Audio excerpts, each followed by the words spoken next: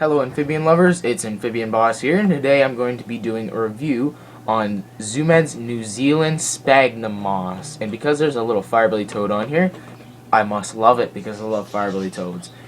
This is Spagnam moss, so this is more of a, it says from New Zealand, I don't know if it's actually from New Zealand, but this is a substrate moss that keeps the humidity very well. It's more of like a spongy looking moss. More than other like fabric-y mosses kind of, and it's all moss. Like sometimes with other mosses like the terrarium moss that I've done a review on,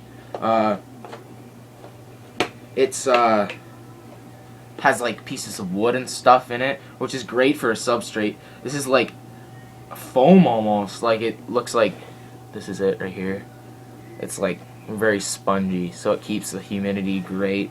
It doesn't have like pieces of like grass and stuff in it like the terrarium moss does, and I've used the terrarium moss, and it has like pieces of grass in it, these like little flower things, pieces of wood in it, and that doesn't hold the humidity well. Hello amphibian lovers, it's AmphibianBoss here today, and today we're going to be doing a review on New Zealand Spagnam moss. This moss is great moss. One reason I love it is because it's got a firebelly toad on it, and if it's got a firebelly toad on it, it must be good, because I don't know one person who hates firebelly toads. But this is a, I guess it would be a substrate moss, kind of more decorative than other mosses, just because it's in small quantities other than other mosses that are more substrate. It's a spongy moss that holds great humidity. Best moss for humidity. This is the moss here. It's like a spongy moss. Kind of looks like insulation, but it's not insulation. It's all natural. Must be from New Zealand because it says New Zealand on it. It's great for holding humidity. If you know like a sponge, or if you've ever seen wet insulation, because it looks like insulation. If you've ever seen wet insulation, it's really, really spongy and wet. And it works good. There's not a lot of it, and it's a lot more expensive than other mosses since it's in this small box.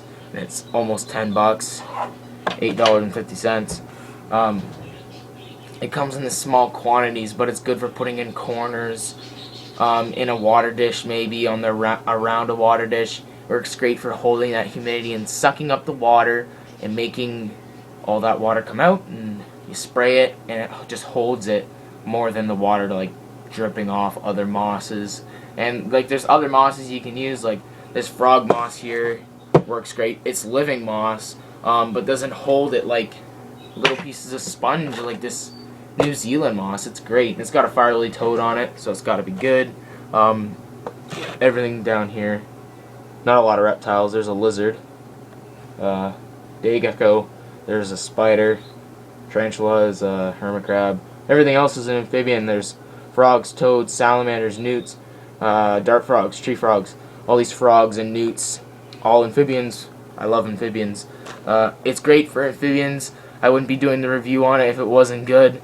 It's for reptiles too if you're looking for it for reptiles, but like specifically amphibians, they need the moisture. It's great for keeping the humidity up, the heat up. Great for putting in water dishes if you don't want a lot of water, but like even if you put it just down without a water dish, it's great because if you're spraying it all the time, it's like a big huge sponge. They can just, amphibians can burrow in it, hide in it, lay on it, and get all that water from it. You can put it over the hides. You can make hides out of it.